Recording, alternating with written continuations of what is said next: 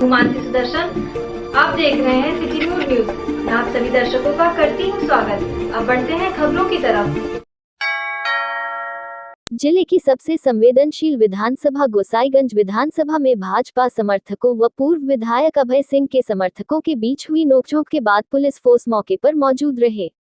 मान मनोवल कराकर अभय सिंह के काफिले को आगे चौरे बाजार के लिए रवाना किया गया और भाजपा समर्थकों को तितर बितर भी किया गया, जिसके बाद काफी रोष में पूर्व विधायक व सपा प्रत्याशी अभय सिंह ने प्रशासन पर सत्ता पक्ष के पक्षधर होने का आरोप लगाकर उनके द्वारा किए गए प्रचार को रोकने का प्रयास किया जा रहा है। वहीं पर भारतीय जनता पार्टी के समर्थकों को प्रोत्साहन भी दिया जा रहा है। उपरोक्त आरोप पूर्व विधायक अभय सिंह के द्वारा लगाई गई चौरे बाजार में जनसंपर्क के दौरान भारी पुलिस बलों की मौजूदगी रही। साफ जाहिर हो रहा है जहां पर मतदान के ठीक पहले क्षेत्र में गर्मागर्मी का माहौल है। हर जगह टकराव की स्थिति उत्पन्न हो रही है। प्रशासन को निष्पक्ष व सजग रहकर काम करने की आवश्यकता है। पुलिस के संरक्षण में भारतीय जनता पार्टी के गुंडे घूम रहे हैं, गुंडागर्दी कर रहे हैं, वोटरों को धमका रहे हैं, जबरदस्ती जेल में ले जाते हैं। और पुलिस जो है जेल में बंद एक सत्ता संरक्षित अपराधी के फोन पे काम कर रही है, जिनके द्वारा उनकी पोस्टिंग कराई गई है बंद होने के पहले और बंद होने के बाद भी। आज कुछ रामनगर में भी कोई रामनगर हमारी गाड़ी रोक करके तलाशी ली गई है और गाड़ी रोकी गई, पूरी तलाशी ली गई, कार्यक्रम नहीं करने दिया गया, बुरा ड्रामा किया गया हमारे साथ। कहाँ कार्यक्रम था आज हमारा कार्यक्रम रामनगर में था, चौरे में था, निधियावा बाजार में है और मोतीगंज में। अभी निधियावा जा ही नहीं पाए, लेट हो गए हैं। अयोध्या में आज नामांकन के तीसरे दिन अयोध्या विधानसभा गोसाईगंज के लिए आज 2 महत्वपूर्ण नामांकन किए गए। गोसाईगंज विधानसभा से खब्बू तिवारी की पत्नी आरती तिवारी ने भाजपा के टिकट पर आज नामांकन भरा, तो वही अयोध्या विधानसभा से सपा प्रत्याशी तेजनारायण पांड्या उर्फ पवन ने भी नामांकन किया। इस दौरान नामांकन के बाद गोसाईगंज की भाजपा प्रत्याशी आरती तिवारी ने कहा कि उनके पति जेल में है और विपक्ष उनके समर्थकों पर हमले बोल रहा है, उनको परेशान कर रहा है, लेकिन जनता भाजपा के पक्ष में ही फैसला सुनाएगी। अयोध्या विधानसभा से सपा प्रत्याशी पवन पांडे ने बताया कि पिछले 5 सालों में अयोध्या ठगी गई है और छली गई है। भगवान राम के नाम पर पूरे 5 साल भाजपा ने अयोध्या में राजनीति की है, किसी का कोई विकास नहीं किया। विकास के नाम पर व्यापारियों की दुकानें व मकाने गिराए जा रहे हैं।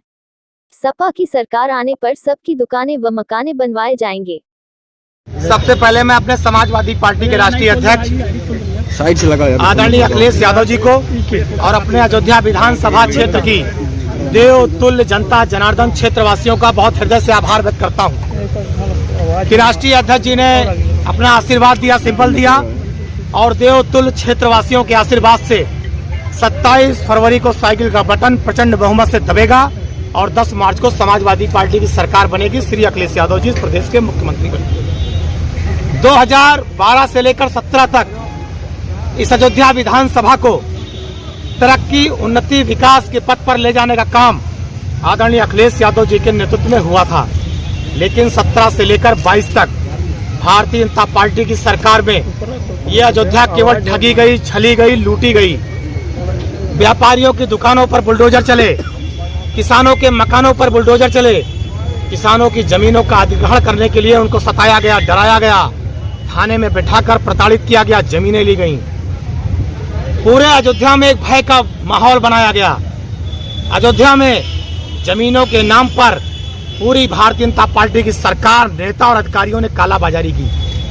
पूरे अयोध्या को ठगा गया और डराया गया। समाजवादी पार्टी की सरकार बनेगी। जिन परिवारों के साथ भारतीय जनता पार्टी की सरकार ने अन्याय किया है उनको न्याय देंगे। जिनके मकान गिराए गए हैं उनको न्याय देंगे।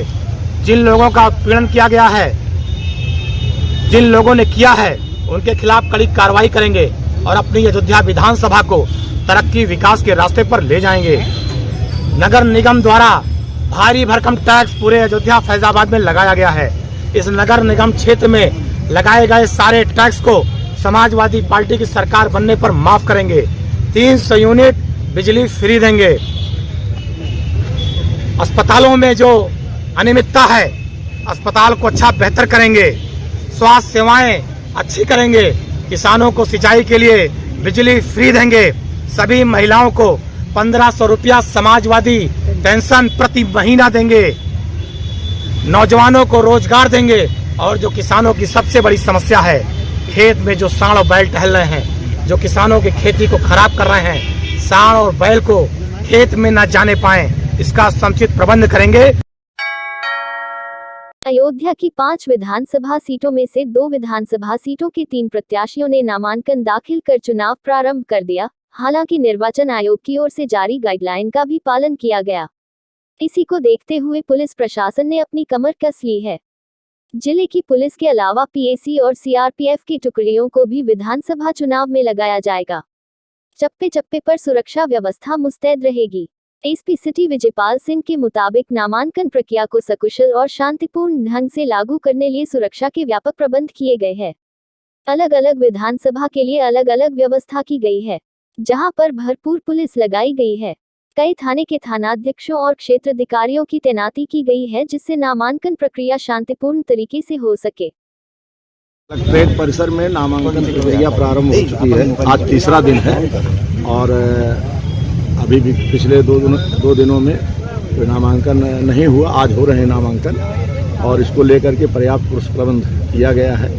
और जो ट्रैफिक डायवर्जन और सभी थाना प्रभारी क्षेत्राधिकारी और मेन पॉइंट्स पर लगाए गए हैं और जो भी व्यवस्थाएं हैं, महिला पुलिस बल, महिला थाना प्रभारी वो सब लगे हैं, पीएसी बल लगा है, तो नामांकन सकुशल चल रहा है। सर, नामांकन जो स्थल है उसको किस प्रकार से संवेदनशील को देखते हुए सभी नामांकन स्थल पर क्षेत्राधिकारी, थाना प्रभारी, संबंधित मजिस्ट्रेट गण की ड्यूटी लगाई गई है।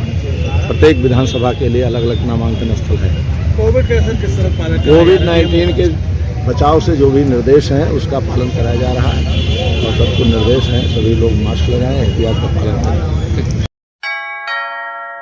अयोध्या प्रभु श्री राम की जन्म स्थली, जहां अयोध्या में भगवान प्रभु श्री राम का भव्य मंदिर, अंतर्राष्ट्रीय हवाई अड्डा, अंतर्राष्ट्रीय रेलवे स्टेशन, अयोध्या के सौंदर्यीकरण की बात सरकार कर रही है, वहीं अयोध्या जिले में स्थित डॉक्टर भीमराव अंबेडकर अंतर्राष्ट्रीय स्टेडियम बदहाली का शिकार बना हुआ है। स्टेडियम में आधा निर्माण हुआ है, आधा रुका हुआ है। बड़ी बड़ी घास है, खिलाड़ियों को खिलाने के लिए कुछ भी सुविधाएं नहीं, जिसको लेकर खिलाड़ियों में रोष है। खिलाड़ी कहते हैं कि सरकार अगर खिलाड़ियों का विकास नहीं करेगी तो खिलाड़ी वोट नहीं करेगा। अयोध्या में अंतर्राष्ट्रीय स्टेडियम हो जाने से अयोध्या में खिलाड़ियों की कमी नहीं है। अयोध्या के खिलाड़ी भी अंतर्राष्ट्रीय स्तर पर नाम रोशन करेंगे, परंतु सुविधा न होने के कारण उनके सपने टूट जाते हैं।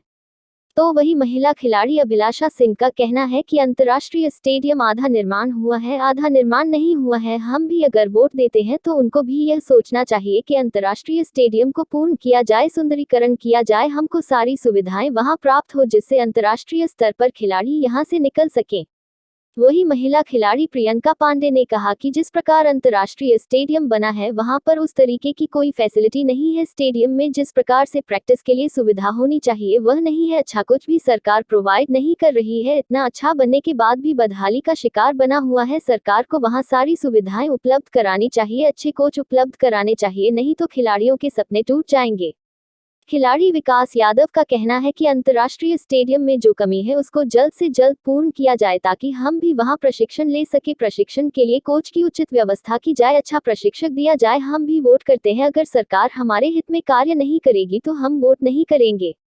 उन्होंने कहा कि अंतर्राष्ट्रीय स्टेडियम का सुंदरीकरण जल्द से जल्द होना चाहिए। स्टेडियम में सुविधाएं नहीं प्राप्त हो पा रही है। अयोध्या से अच्छे खिलाड़ी अंतर्राष्ट्रीय स्तर पर गए हैं, अगर सारी सुविधाएं वहां प्राप्त होंगी तो अयोध्या से भी अच्छे खिलाड़ी निकलेंगे। अयोध्या में अंतर्राष्ट्रीय हवाई अड्डा, अंतर्राष्ट्रीय रेलवे स्टेशन जैसे सुंदरीकरण हो रहा है, उसी प्रकार अंतर्राष्ट्रीय स्टेडियम का भी सुंदरीकरण होना चाहिए। इस समय चुनाव का दौर चल रहा है, हमारी सरकार से मांग है कि खिलाड़ियों का भी ध्यान रखा जाए। हम भी वोट करते हैं, तो उस पर काफी ध्यान देना चाहिए, जिससे उसके स्ट्रक्चर है उसके अकॉर्डिंग वहाँ पे बहुत अच्छी प्रैक्टिस हो सकती है, जो कि नहीं हो रही है। वहाँ पे इतनी बड़ी बड़ी घास है और फैसिलिटीज अच्छी नहीं है और कोच भी अच्छे प्रोवाइड नहीं कर रही है गवर्नमेंट, और बल्कि स्ट्रक्चर होने के बाद भी ऐसा देखने को मिल रहा है। वहाँ पर क्या मांगे सरकार से? ये मांगे वहाँ पे अच्छा फैसिलिटी जो दे रखी है उन्होंने स्ट्रक्चर, उसको सही करना चाहिए, कोचेस को प्रोवाइड कराना चाहिए, तभी तो प्लेयर निकलेगा। वरना तो सारे प्लेयर ऐसे ही रोज आके रोज ऐसे ही चले जाते हैं और कितनों के सपने टूट जाते हैं। फिर वो स्ट्रक्चर देख के कि वहाँ पर बस ऐसी ही प्रैक्टिस होती है, कितने दूर से लोग वहाँ पर आते हैं प्रैक्टिस करने के लिए, लेकिन कोई फायदा नहीं होता है उन लोगों का। ऐसे ही डे बाय डे ऐसे ही चल रहा है वहाँ पर। सरकार से यही चाहते हैं कि उसको अच्छे से बनाया जाए और जो उसमें कमियां हैं उसको दूर किया जाए। प्रशिक्षक, अगर प्रशिक्षक नहीं है तो प्रशिक्षक लाया जाए, कोच जो भी ट्रेनर की आवश्यकता है ट्रेनर लाया जाए और उसको बेहतर ढंग से बनाया जाए, जिससे कि हम लोग आगे जा सके। हम भी वोटर हैं, अगर सरकार हमारे हित में काम नहीं करेगी हम उसको वोट नहीं कर सकते। नाम क्या है? विकास यादव सर। सर ये बिल्कुल राइट है कि वहाँ पे हाफ एंड हाफ स्टेडियम बना है और हाफ अधूरा ऐसे छोड़ दिया गया है। तो अगर हम वोट देते हैं तो हम भी चाहते हैं कि हमारे यहाँ भी जो सुविधाएं, अगर आपका जैसे स्टेडियम को ले लीजिए, वो अगर हाफ में बना है तो वो मुझे इनकम्प्लीट दिख रही है, वो कंप्लीट चाहिए ताकि वहाँ प्लेयर्स अपनी प्रैक्टिस करके आगे नेशनल इंटरनेशनल के लिए प्लेइंग कर सके। क्या नाम मैडम? अभिलाषा सिंह। आज के लिए बस इतना ही। कल फिर मिलेंगे इसी समय इसी चैनल पर। अब हमें दीजिए इजाजत। नमस्कार।